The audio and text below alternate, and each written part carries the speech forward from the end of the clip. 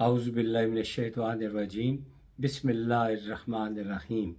تمام دیکھنے اور سننے والوں کو میری طرف سے بادب السلام علیکم ورحمۃ اللہ وبرکاتہ۔ امید ہے کہ آپ اللہ تعالیٰ کے فضل اور کرم کے ساتھ خیریت سے ہوں گے۔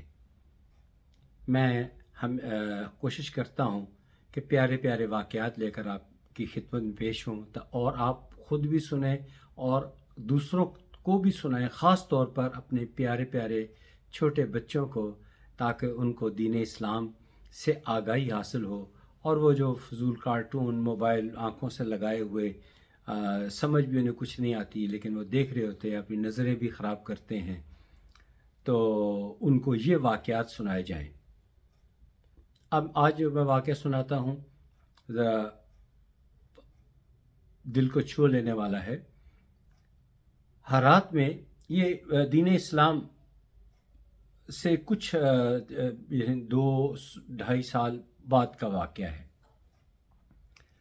200-250 سال پرانا واقعہ ہے۔ ہرات ایک جگہ ہے، وہاں نبی پاک صلی اللہ علیہ وآلہ وسلم کی اولاد میں سے ایک خاتون اپنی 3 بیٹیوں کے ساتھ رہتی تھی کہ اس کے خاوند کا انتقال ہو گیا، تو بیچاری مفلوق الحال تھی، پریشان تھی، کدھر جاتی؟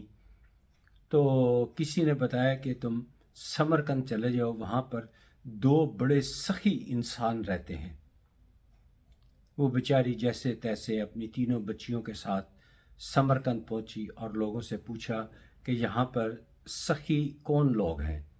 تو لوگوں نے بتایا کہ ایک تو مسلمان ہیں اور ایک مجوسی ہیں، دونوں بڑے فراخ دل اور سخی ہیں۔ تو ظاہر ہے وہ مسلمان کے پاس جانا پسند کیا اور مسلمان کے پاس پہنچ کر اپنا مسئلہ بیان کیا اور بتایا کہ میرا خاوند فوت ہو گیا، کمانے والا کوئی نہیں ہے، آپ کی مہربانی کہ آپ ظاہر سید کسی کی کوئی صدقہ خیرات تو لیتا نہیں، لیکن یہ تو معاملہ کچھ اور تھا کہ 3 بچیاں تھیں، تو رہائش اور کھانے پینے کا بندوبست، اور یہ بھی کہا کہ آپ کا جو کوئی کام کاج ہو تو وہ بھی میں کام کرنے کو تیار ہوں، لیکن آپ مجھے میرا رہائش اور کھانے پینے کا بندوبست کر دیں۔ تو پہلے تو وہ مسلمان سخی خوش ہوا، پھر پوچھتا ہے اس طرح تو میرے پاس بڑی دنیا آتی ہے، میں بڑے لوگوں کو اکوموڈیٹ کرتا ہوں، لیکن تمہارے پاس کیا ثبوت ہے؟ کئی لوگ آتے ہیں جو کہتے ہیں کہ ہم نبی کی اولاد سے ہیں، تمہارے پاس کیا ثبوت ہے؟ انہوں نے کہا میرے پاس ثبوت تو کوئی نہیں ہے، لیکن میں ہوں نبی پاک صلی اللہ علیہ وآلہ وسلم کی اولاد سے ہوں۔ انہوں نے کہا نہیں، میرے پاس اگر ثبوت نہیں ہے تو میں تمہارے لیے کچھ نہیں کر سکتا۔ تو وہ مجبور ہو کر وہ مجوسی کے پاس چلی گئی اور مجوسی سے جا کر کہا کہ میں مسلمان ہوں اور میں اپنے نبی پاک صلی اللہ علیہ وآلہ وسلم کی اولاد سے ہوں اور میرے یہ حالات ہیں، آپ مجھے کسی کام کے لیے خدمت کے لیے رکھ لیں اور جو معاوضہ ملے گا میں اس سے اپنی بچیوں کی گزر بسر کر لیں گے ہم لوگ۔ اس مجوسی نے کہا کہ نہیں، کسی چیز کی ضرورت نہیں ہے، تم اتنا اپنے ملازموں کو بلایا اور کہا کہ اس خاتون کو اور اس کی بچیوں کو لے جاؤ، فلاں گھر ہے، وہ اس کو دے دو اور کھانے پینے کا بندوبست کر دو۔ وہ خوشی ہو گئی اور دعائیں دیتی ہوئی چلی گئی۔ اب جب رات ہوئی تو مسلمان نے خواب میں دیکھا کہ وہ جنت میں ہے اور نبی پاک صلی اللہ علیہ وآلہ وسلم بھی تشریف فرما ہے، وہاں محل ہے۔ تو اس مسلمان کو، جس کو اپنی سخاوت پہ بڑا مان تھا، وہ اس نے محل میں داخل ہونے کی کوشش کی، خواہش کی، تو نبی پاک صلی اللہ علیہ وآلہ وسلم نے منع فرمایا۔ تو پوچھا اس سخی مسلمان نے کہ یہ محل مجھے کیوں نہیں مل سکتا؟ تو نبی پاک صلی اللہ علیہ وآلہ وسلم نے فرمایا کہ یہ محل ایک مسلمان کا ہے۔ تو وہ مسلمان بولا کہ میں بھی تو مسلمان ہوں۔ تو آپ صلی اللہ علیہ وآلہ وسلم نے فرمایا کیا ثبوت ہے تمہارے پاس کہ تم مسلمان ہو؟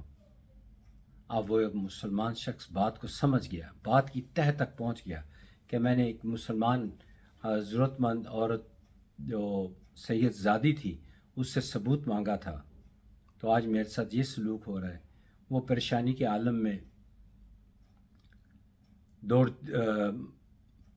صبح کا انتظار کیا، صبح اٹھا تو دائیں بائیں کاروبار چھوڑا ہوا اور دوڑتے ہوئے پوچھ رہا ہے کہ یہاں ایک عورت تھی، وہ کہاں پر ملے گی؟ تو لوگوں نے بتایا کہ وہ مجوسی ہے جو ہے وہ اس کے پاس ہے۔ تو وہ فوراً وہ مسلمان شخص اس مجوسی کے پاس گیا اور قدر رعب کے ساتھ کہا کہ تمہارے پاس ایک مسلمان عورت 3 بچیوں کے ساتھ رہتی ہے، وہ اس کی خدمت میرا فرض بنتا ہے، وہ مجھے دے دو۔ بلکہ یہاں تک کچھ علماء نے لکھا ہے کہ اس مسلمان نے کچھ رقم کا بھی آفر کی، اتنی رقم لے لو اور وہ مجھے دے دو، مقصد تو جنت میں گھر لینا تھا۔ تو اس مجوسی نے بڑے پیار سے کہا کہ رات خواب میں جو سلوک تمہارے ساتھ ہوا اس کے بالکل برعکس سلوک میرے ساتھ ہوا، یعنی کہ تمہارے نبی اب میرے نبی بھی ہیں، یعنی نبی پاک صلی اللہ علیہ وآلہ وسلم جب تمہارے ساتھ جو سلوک کر رہے تھے میں وہیں پر موجود تھا اور مجھے وہ جنت والا گھر دے دیا گیا، اور اب خود اپنے ہاتھوں سے مجھے مسلمان کلمہ پڑھا کر مسلمان کیا۔ اب الحمدللہ میں مسلمان ہوں، اور جس ضرورت مند خاتون کی وجہ سے مجھے اتنی بڑی سعادت ملی ہے، میں بھلا وہ کس طرح تمہارے حوالے کر سکتا ہوں؟ تم نے تو دیکھ کر آئے ہو، میں نے تو بغیر دیکھے، یہ اتنا مجھے پتا تھا کہ نبی کی اولاد ہے تو یقیناً اس کا بڑا اجر و انعام ہوگا، تو میں نے اس لیے کیا تھا۔ بہرحال اب کچھ نہیں ہو سکتا تھا۔ وہ مسلمان جو تھا، جو بڑا سخی کہلاتا تھا، اپنی سخاوت پہ بڑا مان کرتا تھا، وہ مایوس واپس لوٹا۔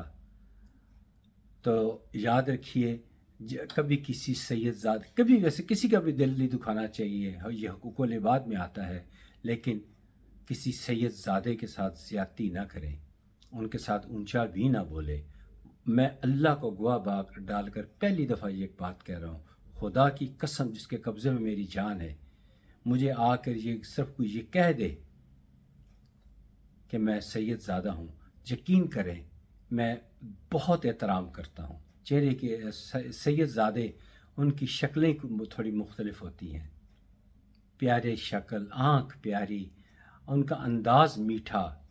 میرے ساتھ بینک میں ایک ہوتے تھے، ان کا نام بھی چلیے میں لے لیتا ہوں، سید مختار النبی، اور ایک ان کے بھائی سید لخت حسنین، اور بھی بھائی، تو ان کے چہرے پہ واقعی نور ٹپکتا ہے، نور ٹپکتا ہے۔ اور میں نے اگر یہ میرے چہرے پہ جو داڑھی نظر آتی ہے، یہ سید مختار النبی ان کی وجہ سے ہے۔ حج اور عمرے کا شوق بھی مجھے انہوں نے ڈالا، دین کی طرف بھی وہی مجھے راغب کر کے لائے، نماز کے لیے زیادہ پابند بھی آپ نے کیا۔ تو یہ سید زادے جو ہوتے ہیں یا سید زادیاں، ان کی شان ہوتی ہے، ان کے آگے اونچا نہیں بولنا چاہیے یا ان کی کسی تقاضے پر انکار نہیں کرنا چاہیے، اللہ خوش ہوتے ہیں۔ مجھے امید ہے کہ آج کی یہ ویڈیو آپ کو پسند آئی ہوگی انشاءاللہ تعالی، اور اگلی ویڈیو تک اجازت دیجیے، تب تک خدا حافظ، السلام علیکم ورحمۃ اللہ وبرکاتہ۔